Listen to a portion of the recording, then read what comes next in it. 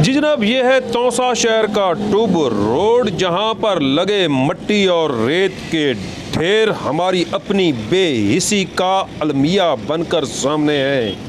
एक जानिब हम इंतज़ामिया को कसूरवार ठहराते हुए शहर भर में सफाई के ना होने का मातम करते हैं, तो दूसरी जानिब खुद ही रोडों के ऊपर मट्टी और रेत के ढेर लगाकर अपने लिए ही मसाइल पैदा करने का सबब बन जाते हैं। बिला शक व शुबा ये मट्टी और रेत उठवा ली जाएगी, मगर बची हुई रेत और मट्टी रोड का नामो निशान मिटाने का सबब भी बन जाएगी।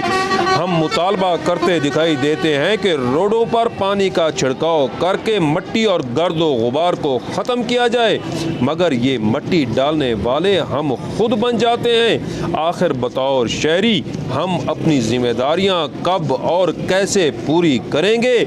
मौजूद हैं यहाँ पर हमारे रिपोर्टर आलमगीर सखानी, जिनके मुताबिक यहाँ से मट्टी के ढेर उठवाने के लिए लोगों ने काम तो शुरू कर दिया है, मगर बची हुई मट्टी और रेत यहाँ रहकर रोड का नामो निशान मिटा देगी।